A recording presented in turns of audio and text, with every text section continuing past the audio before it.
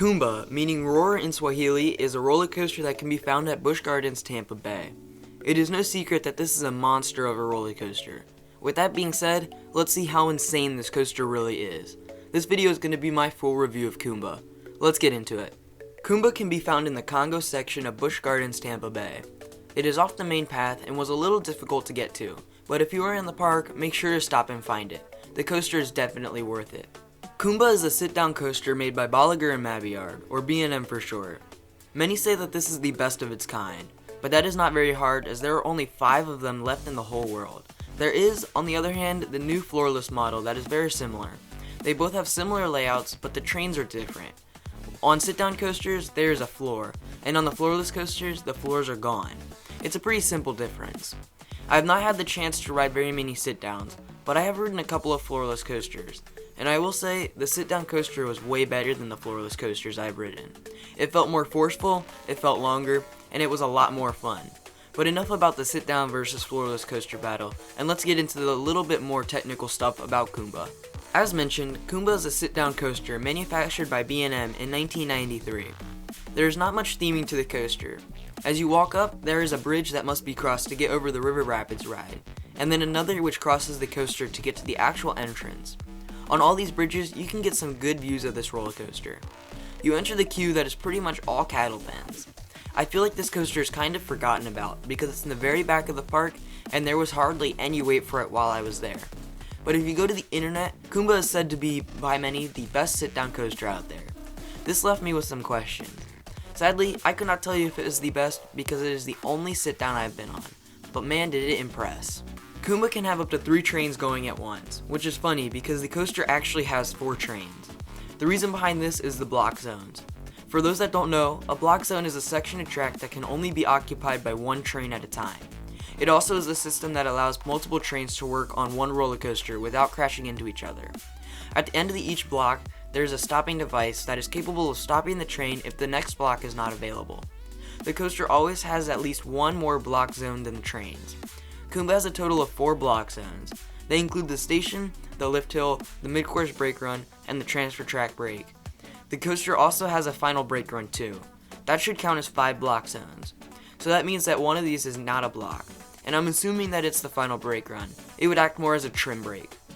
As a result, Kumba can run only 3 trains at a time. So why have 4 trains on site? It actually makes a lot of sense. As one train is getting worked on, the backup can go out and fill its position. These trains have 8 cars that sit 4 across in each car. That is 32 people per train.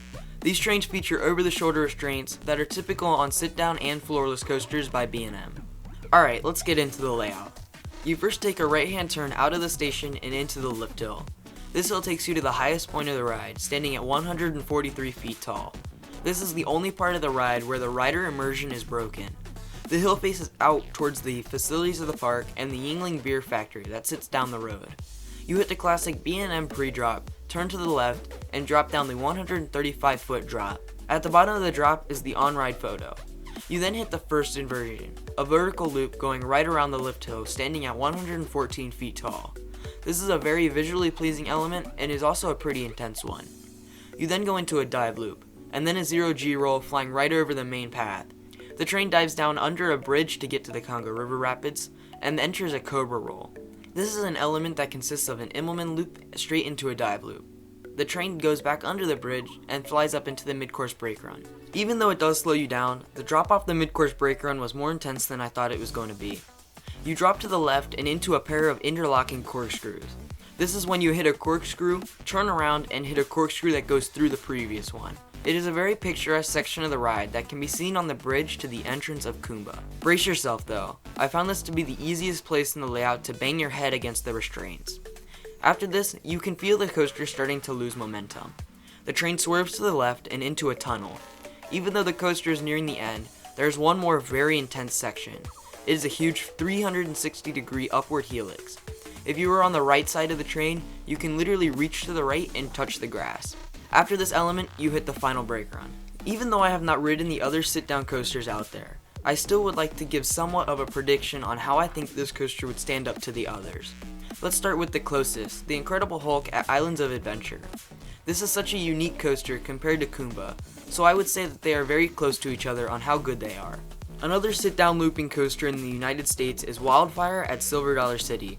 Just by looking at the layout, it seems a little short, so I'd say Kumba beats this coaster. Speaking of short, Dragon's Run at Dragon Park is also pretty short. It has a little less elements, so I would also say that Kumba beats this coaster. Finally, heading to Spain, there is Dragon Con located at Port Aventura. By looking at it, this one might be the one that can actually beat Kumba. So that is how I would predict my rankings of the B&M sit-down looping coasters. Remember, this is just a prediction based off of the POVs. Once I ride them, I will actually do a full video ranking them while diving deeper into why I rank them where they are.